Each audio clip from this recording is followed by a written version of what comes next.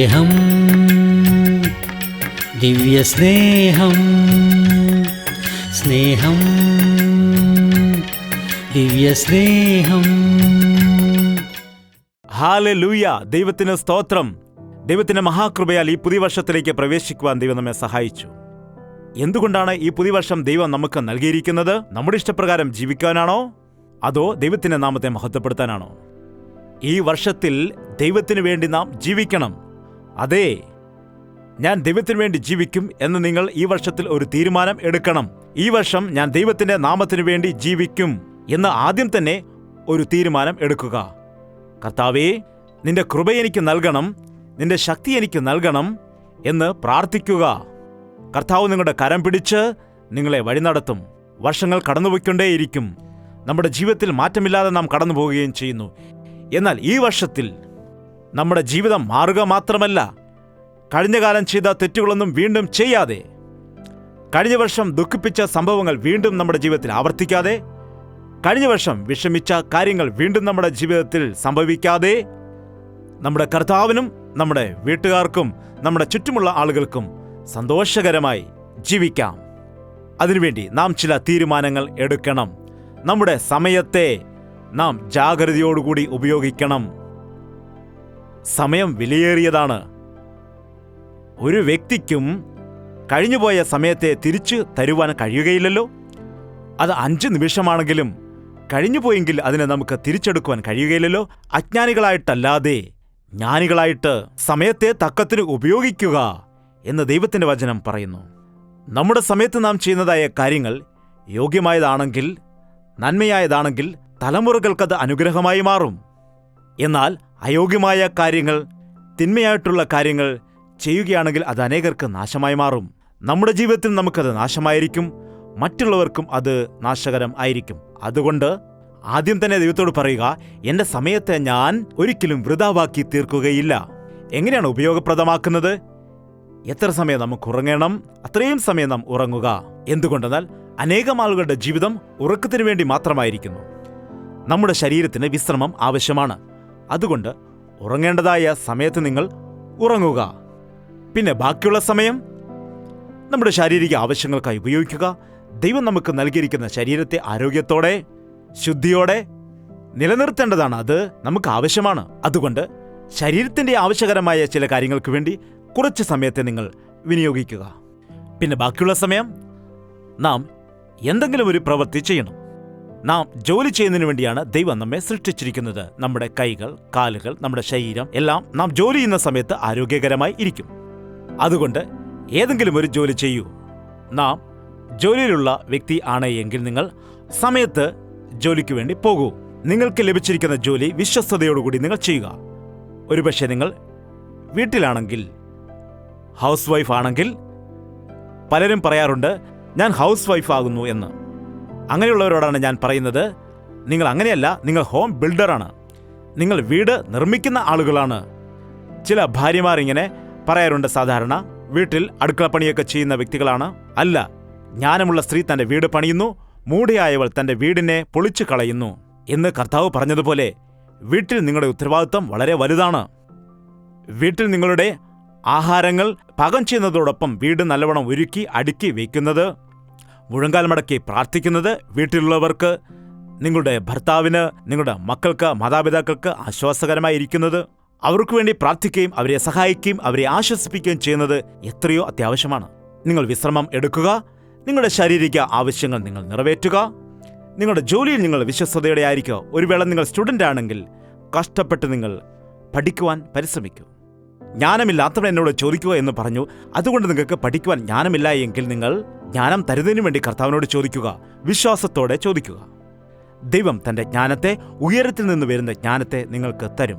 നിങ്ങൾ തീർച്ചയായും ഉന്നതമായ നിലയിലേക്ക് ദൈവം നിങ്ങളെ കൊണ്ടുപോകും. നിങ്ങൾ അനുഗ്രഹീതമായ വിദ്യാർത്ഥിയായിരിക്കും, അല്ലാതെ താഴ്ന്നു പോകുന്ന ഒരു വിദ്യാർത്ഥിയായി ഇരിക്കുകയേ ഇല്ല.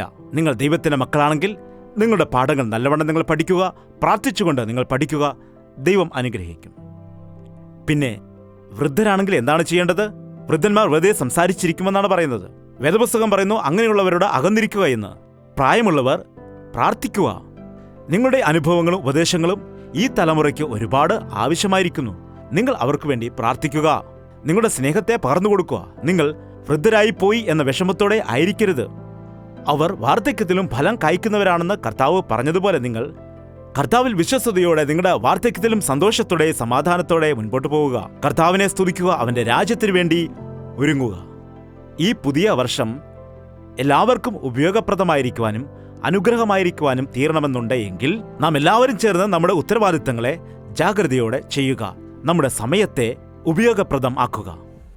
മറ്റൊരു പ്രധാന വിഷയം, നിങ്ങളുടെ ദിവസത്തിൽ എത്ര സമയം നിങ്ങൾ ദൈവത്തിനു വേണ്ടി കൊടുക്കുന്നു എന്നത് നിങ്ങൾ പരിശോധിക്കുക.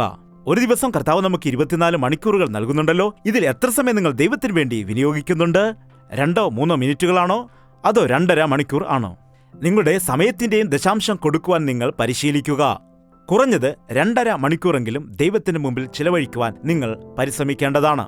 വേദപുസ്തകം വായിക്കുക, വീണ്ടും വീണ്ടും ധ്യാനിക്കുക. അത് എത്ര വായിച്ചാലും മതിവരാത്ത മധുരമുള്ളതാണെന്ന വചനം പറയുന്നു. 42 വർഷങ്ങളായിട്ട് ഞാൻ ബൈബിൾ വായിച്ചുകൊണ്ടേയിരിക്കുന്നു. ഇപ്പോഴും പുതിയ പുതിയ സത്യങ്ങൾ ഗ്രഹിക്കുവാൻ എനിക്ക് സാധിക്കുന്നുണ്ട്. ബൈബിൾ വായിക്കുക. എഴുന്നേറ്റാൽ ഉടൻ തന്നെ വായിക്കുക.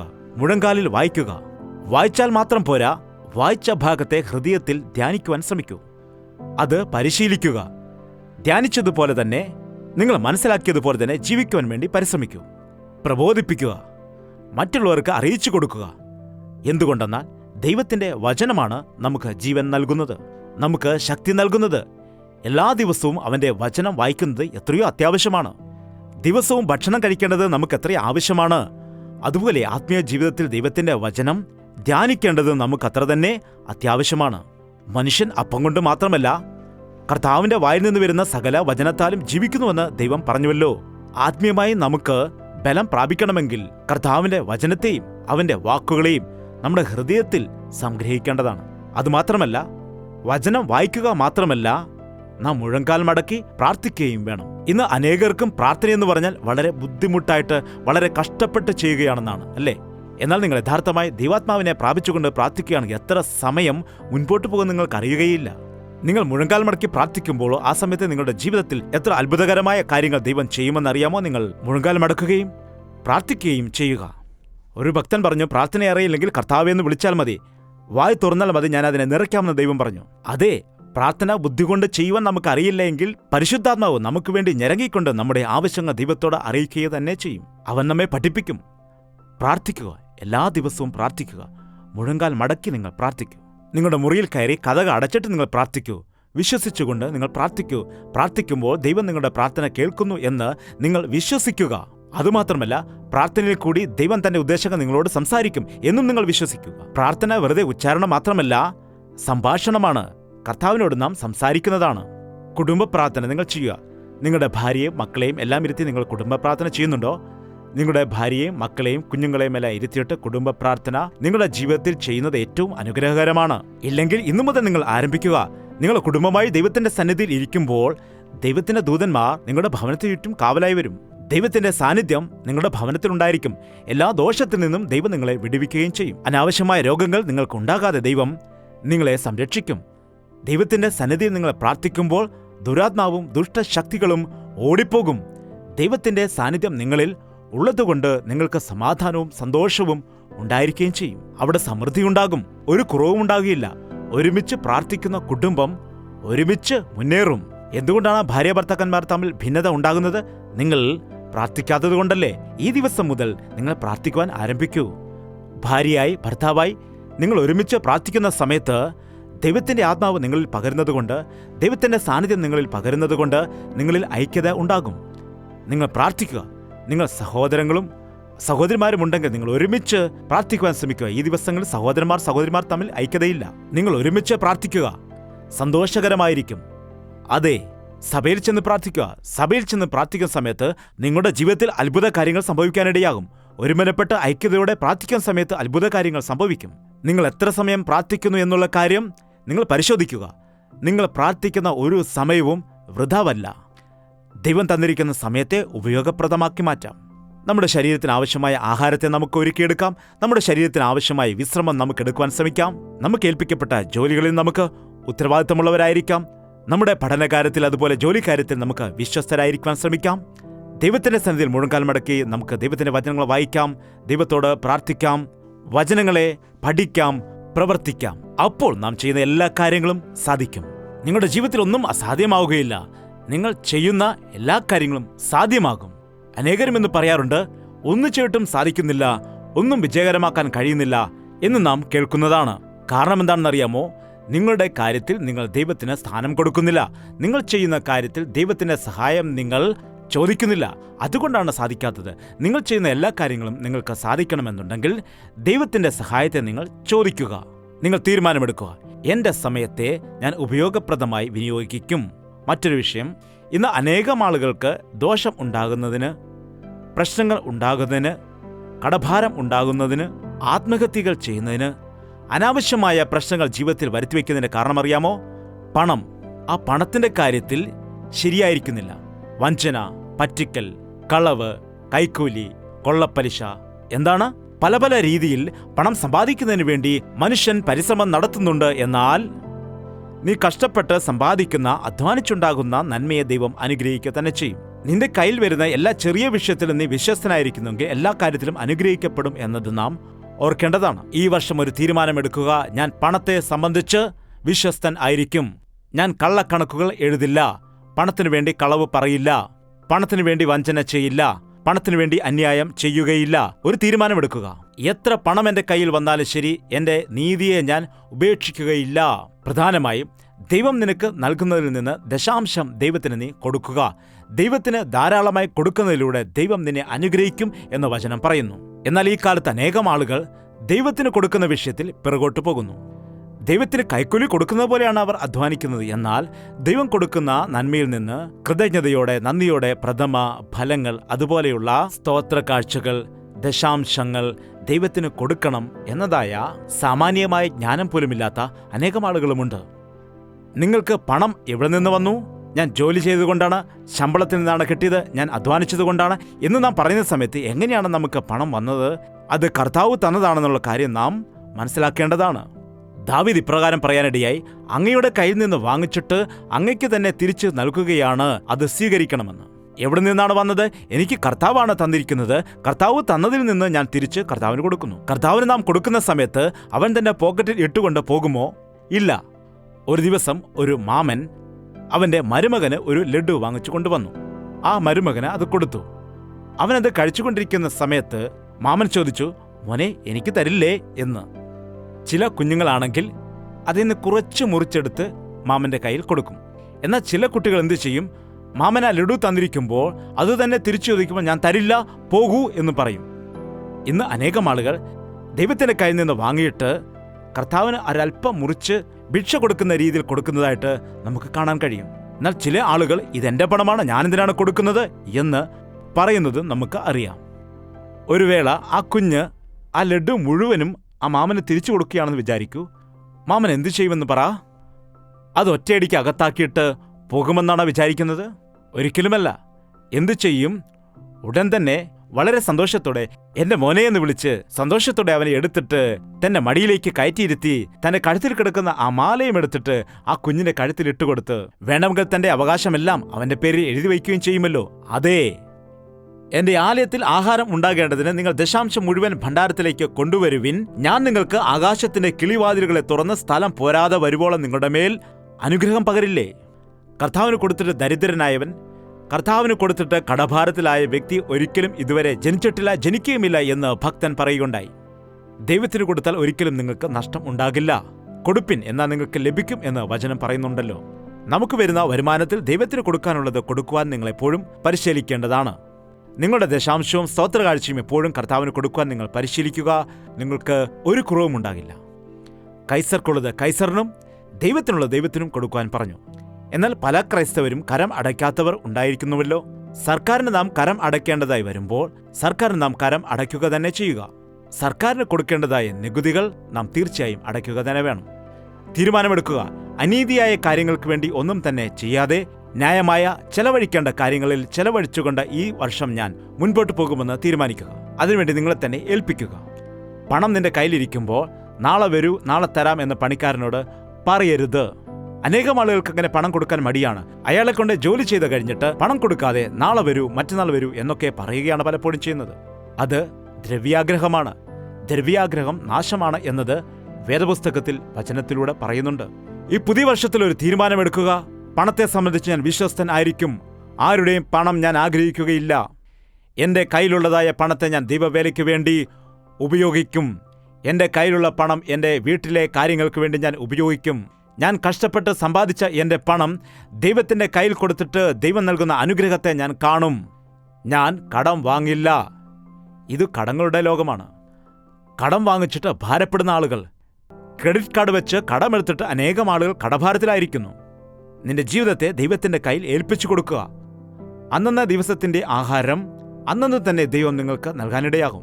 നാളെ ആവശ്യമുള്ള കാര്യത്തിന് വേണ്ടി ഇന്നെന്തിനാണ് നാം കടം വാങ്ങേണ്ടത്? നാളേക്ക് ആവശ്യമുള്ള കാര്യം ദൈവം നാളെ തന്നെ നമുക്ക് നൽകും.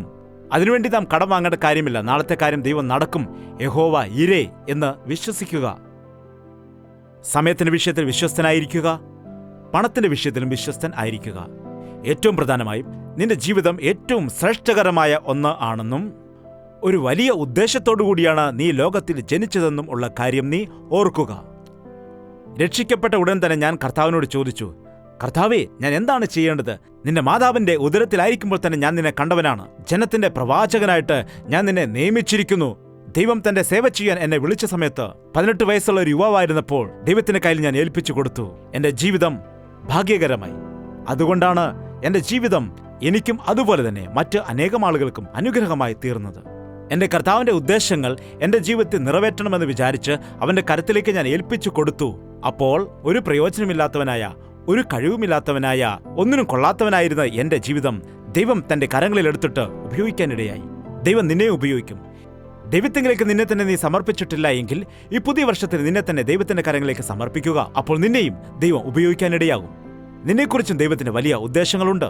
ഒരു വേള നിന്നെ തന്നെ നീ കർത്താവിനെ ഏൽപ്പിച്ചു കൊടുത്തിട്ടില്ല എങ്കിൽ ഇപ്പോൾ തന്നെ ഈ പുതിയ വർഷത്തിൽ കർത്താവിലേക്ക് നിന്നെ തന്നെ ഏൽപ്പിച്ചു കൊടുക്കുക. ഓരോ ദിവസവും കർത്താവെ, ഞാൻ എന്താണ് ചെയ്യേണ്ടത്? കർത്താവെ, ഞാൻ എന്താണ് ചെയ്യേണ്ടത്? കർത്താവെ, ഞാൻ എവിടേക്കാണ് പോകേണ്ടത്? കർത്താവെ, ഞാൻ എവിടേക്ക് പോകണം എന്ന് നിങ്ങൾ ചോദിക്കുക. നിങ്ങൾ ചോദിക്കുന്നുവെങ്കിൽ നിങ്ങൾ നടക്കേണ്ടുന്ന വഴി അവൻ നിങ്ങൾക്ക് കാണിച്ചു തരും എന്ന് വാഗ്ദത്തം ചെയ്ത മതിയായ ദൈവമാണ് നമ്മുടെ ദൈവം, നമ്മുടെ കർത്താവ്. അനേകം ആളുകളും ചോദിക്കുന്നുണ്ട്, നിങ്ങൾ ചെന്നൈയിൽ സെറ്റിലായിപ്പോയോ? ഞാൻ അവർക്ക് കൊടുക്കുന്ന മറുപടി ഇതാണ്, ഞാൻ എവിടെയും സെറ്റിലായിരിക്കുന്നില്ല. കർത്താവ് പറയുന്ന മാർഗത്തിൽ നടക്കുക മാത്രമാണ്. കർത്താവ് പറയുമ്പോൾ ഞാൻ അവിടേക്ക് പോകും. കർത്താവ് പറയുന്നിടത്ത് ഞാൻ നിൽക്കും. കർത്താവ് പറയുന്ന ശുശ്രൂഷകൾ ചെയ്തുകൊണ്ടേയിരിക്കുന്നു. ചില സമയത്ത് എനിക്കിഷ്ടമില്ലാത്ത കാര്യവും കർത്താവ് എന്നെ കൊണ്ട് ചെയ്യിക്കാറുണ്ട്. എനിക്ക് കഴിയാത്ത കാര്യങ്ങളെ കർത്താവ് എന്റെ കൈ കൊണ്ട് ചെയ്യിക്കാറുണ്ട്. ഞാൻ വേണ്ട എന്ന് പറഞ്ഞ കാര്യങ്ങൾ ദൈവം വേണമെന്ന് പറഞ്ഞിട്ട് എന്റെ കൈകൾ കൊണ്ട് ചെയ്യാറുണ്ട്. അവന് നാം കീഴ്പ്പെട്ടിരിക്കുമ്പോൾ നമ്മുടെ ജീവിതത്തിൽ അത്ഭുതങ്ങൾ നടക്കും. അതുപോലെ തന്നെ ഈ ശുശ്രൂഷയിലും ദൈവത്തിന്റെ കൃപ നമ്മളോട് പിന്തുടർന്നുകൊണ്ടേയിരിക്കുന്നു. ദൈവം വിളിച്ച സമയത്ത് ഒരു ചെറിയ ഗ്രാമത്തിൽ ദൈവത്തിന്റെ ശുശ്രൂഷ ആരംഭിക്കാൻ പറഞ്ഞപ്പോൾ ഞാൻ അത്ഭുതപ്പെട്ടു.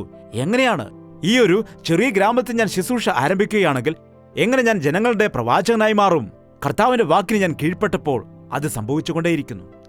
അതെ, ദൈവം വാക്ക് തന്നാൽ നിറവേറ്റുന്നവൻ ആണ്. ഈ കാൽവറി ഫെലോഷിപ്പ് ഇവാഞ്ചലിക്കൽ ശുശ്രൂഷകളെ ദൈവം പടിപടിയായി അനുഗ്രഹിച്ചിട്ട് അനേക രീതിയിലുള്ള ദൈവവേലകൾ ഞങ്ങളെ ഏൽപ്പിച്ചിട്ട് ഞങ്ങളെ പരിശോധിച്ചിട്ട് ഞങ്ങളെ ബലപ്പെടുത്തി അവന്റെ വിശാലമായ ചെറിയ മറവിൽ ഞങ്ങളെ മറച്ചുവെച്ചിരിക്കുന്നു. അവന്റെ നാമത്തിന്റെ മഹത്വത്തിനു വേണ്ടി ഞങ്ങളെ ഉപയോഗിക്കുകയും ചെയ്യുന്നു. സത്യമായി നിങ്ങളും അതുപോലെ കാൽവറി ഇവാഞ്ചലിക്കൽ ഫെലോഷിപ്പിൽ കൂടി അനുഗ്രഹിക്കപ്പെട്ട വ്യക്തികളാണെങ്കിൽ, ആത്മീയമായി നിങ്ങൾ ബലപ്പെടുന്ന വ്യക്തികളാണെങ്കിൽ നിങ്ങളും ഈ കർത്താവിനെ സ്തുതിക്കുക. കർത്താവ് നിങ്ങളുടെ ജീവിതത്തിൽ ചെയ്ത കാര്യങ്ങളെ നിങ്ങൾ അറിയിക്കുക. നിങ്ങളെക്കുറിച്ചും ദൈവത്തിന് വലിയ പദ്ധതികൾ ഉണ്ടെന്ന കാര്യം വിശ്വസിക്കുക. ദൈവത്തിന്റെ വേലയിൽ അവന്റെ സാക്ഷിയായി, അവന്റെ നാമമഹത്വത്തിനായി നാം ജീവിക്കുന്നത് എത്രയോ ഭാഗ്യകരമാണ്. എല്ലാവരും പ്രസംഗിക്കേണ്ട ആവശ്യമില്ല. ദൈവം പലതരത്തിലുള്ള കൃപാവരങ്ങളും താലന്തുകളും നമുക്കെല്ലാവർക്കും നൽകിയിട്ടുണ്ട്. എല്ലാം നാം ഒരുമിച്ച് ഉപയോഗിക്കുമ്പോൾ അവന്റെ നാമത്തിന് മഹത്വമുണ്ടാകും. ഒരിക്കൽ ഒരു കാർപ്പന്ററിന്റെ ഷെഡിൽ ഇതുപോലെയൊരു തർക്കം നടന്നുകൊണ്ടിരിക്കുന്നു. ആ പണിശാലയിലുള്ളതായ ചുറ്റിക, സ്ക്രൂ ഡ്രൈവർ, പണിയായുധങ്ങൾ എല്ലാം കൂടിയിട്ട് ഞാനാണ് വലുതെന്ന് പറഞ്ഞ് വഴക്കുണ്ടാക്കുകയാണ്. ഞാൻ ആ തടി മുറിച്ചു കൊടുത്തില്ലെങ്കിൽ ആ തടി കൊണ്ട് ഒരു പ്രയോജനവുമില്ല എന്നൊരുത്തൻ അത് കേട്ടിട്ട് ഞാൻ അടിച്ച് ആ തടിയിലേക്ക് ആണി അടിച്ചിറക്കിയില്ലെങ്കിൽ അത് ഉറയ്ക്കുകയില്ല എന്ന് പറയുന്നു.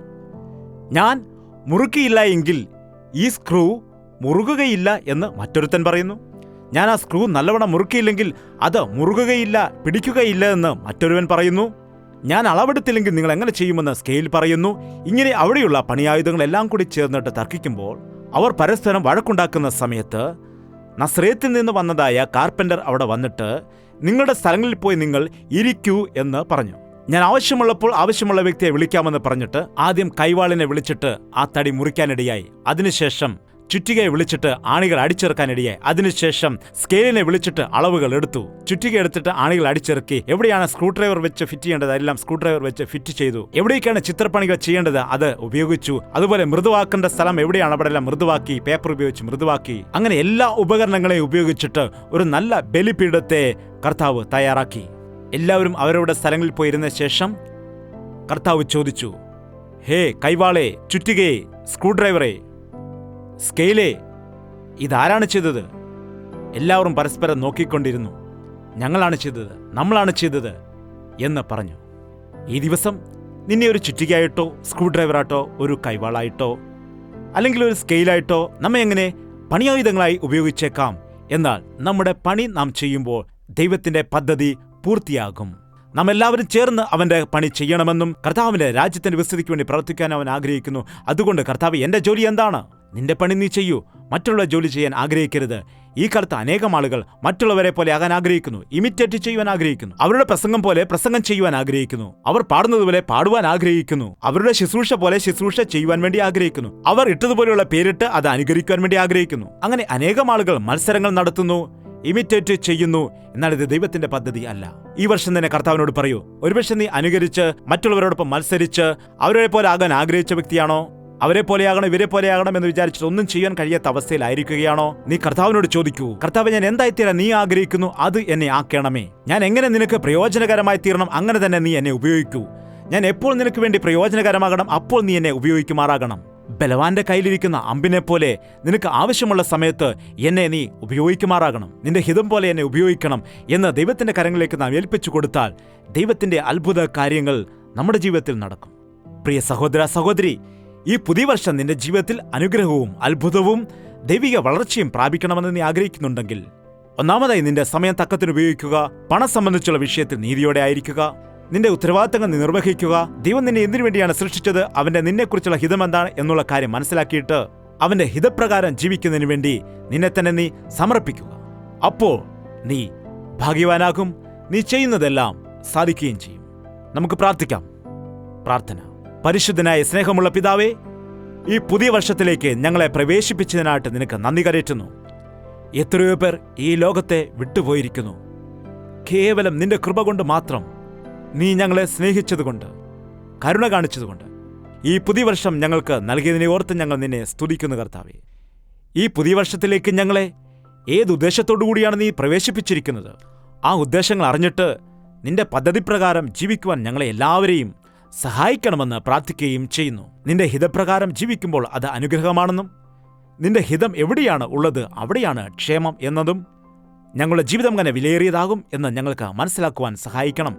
ഇപ്പോൾ വരെ ഒന്നും സാധിക്കാതെ നിരാശയിൽ അകപ്പെട്ടിട്ട് തകർന്നുപോയ മനസ്സോടുകൂടി ഈ വർഷമെങ്കിലും എൻ്റെ ജീവിതത്തിൽ എന്തെങ്കിലും നന്മ ഉണ്ടാകുമോ എന്ന് ആഗ്രഹത്തോടെ കാത്തിരിക്കുന്ന എല്ലാവരെയും നീ അനുഗ്രഹിക്കണമെന്ന്, അവരോട് കൃപ കാട്ടണമെന്ന് ഇപ്പോൾ തന്നെ അവർ തീരുമാനം എടുത്തുകൊണ്ട് ഇന്നു മുതൽ ഞാൻ നിങ്ങളെ അനുഗ്രഹിക്കും എന്നുള്ള ദൈവത്തിന്റെ വാഗ്ദത്തം അങ്ങനെയുള്ളവരുടെ ജീവിതത്തിൽ അക്ഷരാർത്ഥത്തിൽ നടക്കുന്നതിന് വേണ്ടി നിന്റെ പരിശുദ്ധാത്മാവിന്റെ പ്രവൃത്തി ചെയ്യുമാറാകണമേ.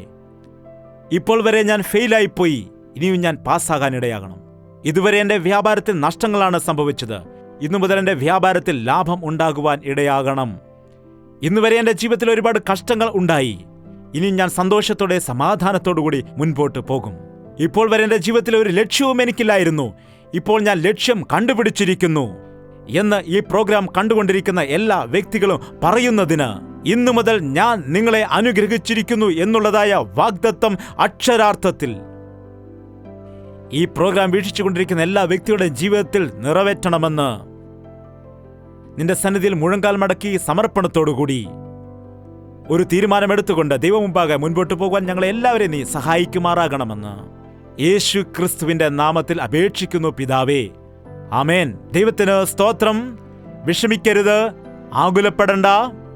ദൈവത്തിന് നിന്നെക്കുറിച്ച് വലിയ ഉദ്ദേശങ്ങളുണ്ട്. നിന്റെ പണി നീ ചെയ്യുക, അവന്റെ കാര്യം അവൻ ചെയ്യും. നമ്മുടെ പണികളിൽ നമ്മളെ ഏൽപ്പിച്ചു കൊടുക്കുമ്പോഴാണ് അവന്റെ പണിയിൽ നമ്മെ അവൻ അനുഗ്രഹിക്കുന്നത്, ഉയർത്തുന്നത്, ബലപ്പെടുത്തുന്നത്. ഈ പുതിയ വർഷം മുഴുവൻ നീ അനുഗ്രഹിക്കപ്പെട്ടവനായി പടിപടിയായി ദൈവത്തിന്റെ കയ്യിൽ അനുഗ്രഹിക്കപ്പെട്ട് ഉന്നതനായി മാറാൻ, നന്മയുള്ളവനായി മാറാൻ കർത്താവ് നിന്നെക്കുറിച്ച് ആഗ്രഹിക്കുന്നു.